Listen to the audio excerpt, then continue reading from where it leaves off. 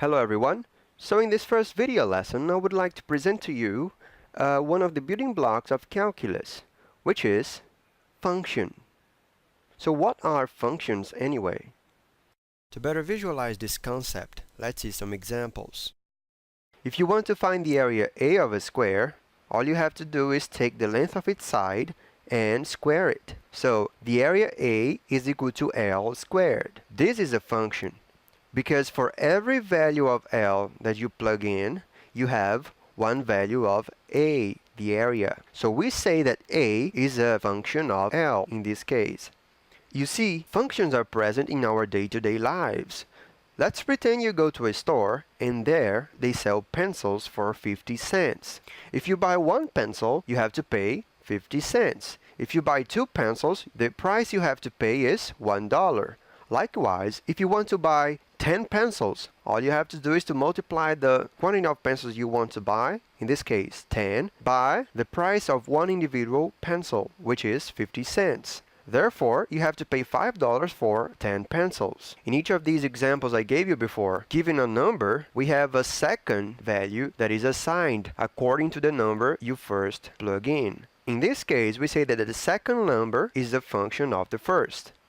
To better visualize this concept, let's pretend we have a set A where we have all the possible input values and a set B where we have all the possible output values. So for each input value, we have one and only one output value. This is necessary if you want to talk about function. We cannot have for one input two possible outputs. This is not a function, but merely a relation. So, using this diagram, we can say that a function f is a rule that assigns for each number x in the set A one and only one value f of x in a set B. This is a function. Here, the set A is called the domain of the function, whereas the set B is called the range of the function.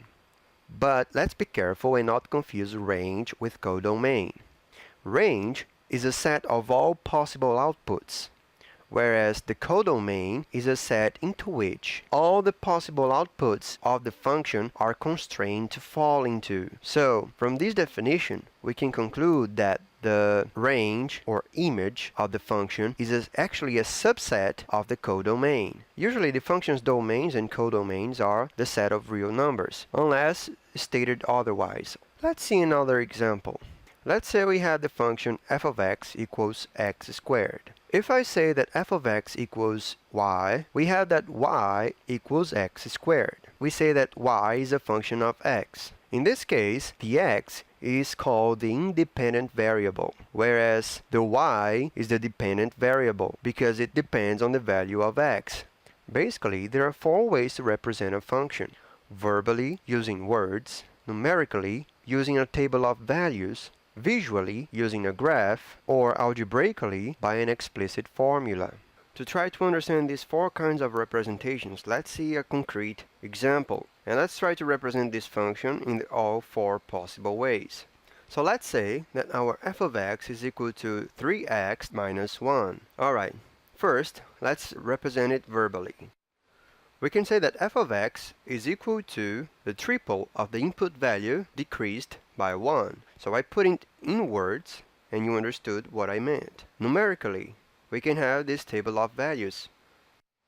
If x is equal to negative 3, what is our f of x?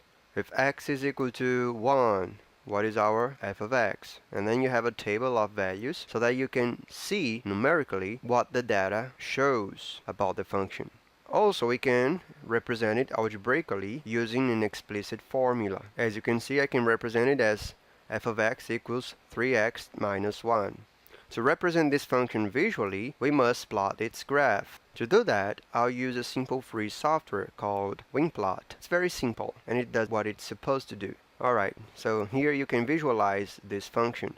As you can see, its graph is a line. One interesting thing about the graph of an equation is that by analyzing it, you can determine whether or not it is a function. This procedure is called the vertical line test, and all you have to do is pass a vertical line over the graph. If this line crosses the curve of the graph more than once, it means that the equation is not a function because there is more than one possible output for a given input. In this example, as you can see, this vertical red line going across the graph only hits the curve once and therefore represents a function. In the second example, we have the equation of a circumference of radius 1. As you can see, the vertical line crosses the curve more than once for most of the x values, like here. So this equation is not a function. That's it. Easy enough, right? Alright, so thanks for watching and see you in the following videos. Bye!